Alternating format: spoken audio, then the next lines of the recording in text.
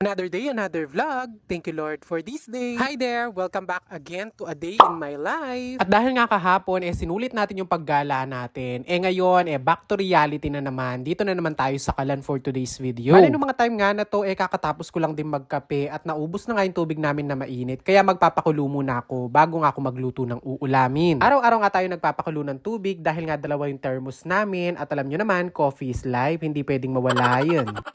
At alam nyo ba, dito sa malapit sa pinaglulutuan ko, malapit din yung patubig. Naalala ko nga dati, nung mga bata-bata pa kami, talagang naliligo kami dyan. Lalong-lalo na nga kapag summer na ganito at wala kaming pang entrance sa mga swimming pool. Ay rugo, aminan nyo, tali may giyula naman swimming pool desang ka, ang poreng paranum dati.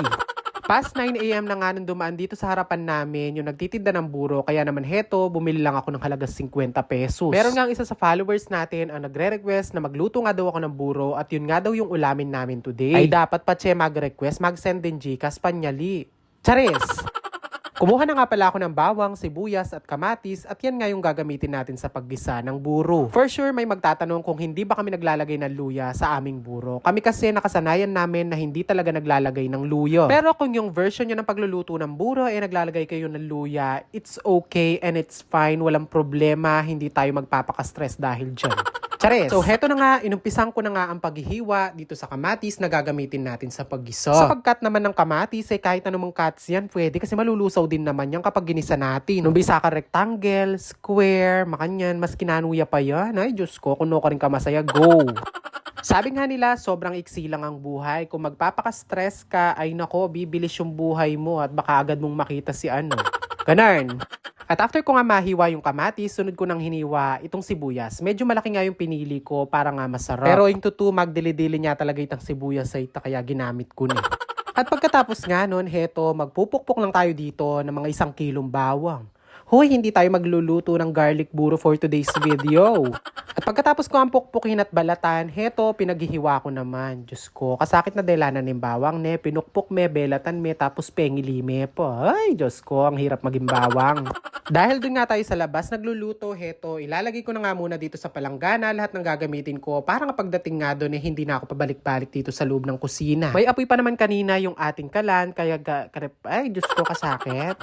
Take 2, may apoy pa naman kanina yung kalan natin, kaya agad ko na sinalang yung kawali at naglagay ng mantika at nung mainit na nilagay ko na nga yung bawang. At nung naaamoy ko na nga na medyo sunog na nga yung bawang, sunod ko nang inilagay itong sibuyas at yung kamatis. Bali, heto nga pala yung ipapartner natin do sa ginisang buro. Yung mga hito na hindi ganong kalakihan at yung mga liwalo. Kung tatanungin nyo ako kung kumakain ba ako ng liwalo, ay rugo, hindi kubyasang mga karen kasi maduwilay Going back dito sa ating niluluto, nung malusaw na nga yung kamatis, ayan, ilalagay na nga natin yung 2 balot ng buro. Huwag nga sa durian, buro, ano pa ba yung mga pagkain na mabaho pero masarap kapag kinakain. Ay rugo, unahan na kayo ko mag-comment bad po, tarugo may report tamo kay Facebook. Charis! Sobrang dali lang naman talaga gisahin yung buro, like lalagay mo lang siya ng bawang sibuyas, kamatis, then ayan, kapag medyo lusaw na nga yung isda, magdadagdag tayo ng konting tubig. Hindi ko na nga naipakita na nagdagdag tayo ng tubig, pero ayan, nilagyan ko din ng konting pampalasa para mas lalong sumarap. Para naman sa ating gulay, ayan, naglaga lang ako ng talong na mahaba at saka yung talong na bilog. Diyos ko, alam nyo naman, favorite ko yung mga talong. Charis! Ay rugo, feel ko nga magluto dito ngayon sa labas dahil hindi ko masyadong ramdam yung init ng kalan. Pero go saan laging makarenyag yung ating aldo, marimlo. At nung malapit na nga maluto yung mga talong, heto, hinulog ko na nga din pala yung mga talbos ng kamote na hiningi ko kay Kapampangu. At habang nagluluto ako ng buro kanina, heto, si tatay na nga lang pala yung nag-ihaw ng mga isda. Pero go, bala ko nga ring uling at chula babo. Diyos ko, reni pala rin nga, sandigso na lame duluk.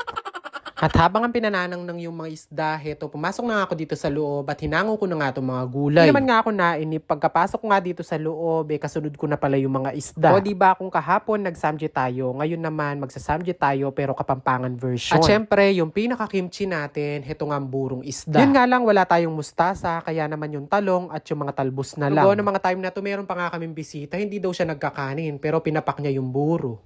Charis, naka-diet yarn. By the way, ganito nga lang pala kumain ng buro. Diyos ko, kumandot ka dun sa isda, tiltil mo dun sa buro, at heto, kumuha ka ng gulay, syempre isama mo dun sa kanin, tapos isubo Noong mga time na yan, wala pa akong gana. Diyos ko, nung may kagana ko pa Anyway, kasabay ko nga din palang kumain yung tatay at bayaw ko dahil nga galing silang bukid. Tapos yung kapatid ko kumain na din dahil nga papasok pa sa school. At fast forward nga, pagkatapos ko nga kumain noon, nagpahinga lang ako saglit. Tapos nagbanlaw na nga pala ako ng damit dahil naglaba nga kami today. At nung mga time nga na yan, heto, nagliligpit na nga ako ng mga pinaggamitan at nililinis ko na nga din pala tong washing na ginamit ng nanay ko. At nung matapos ko nga yung ligpitin sa labas, agad na nga akong pumasok dito sa banyo at naligo na rin. Bali mabilis ang pagligo lang naman yung ginawa ko dahil nga may lakad pa ako today. At sa mga nagtatanong kung ano nga palang ginagamit kong pabango, ilalagay ko na lang yung link sa may comment section. Doon kayo umorder. O siya, that's it muna for today's video. Thank you for watching. And again, don't forget to like, follow, and share for more. See you on my next vlog. God bless everyone. Bye!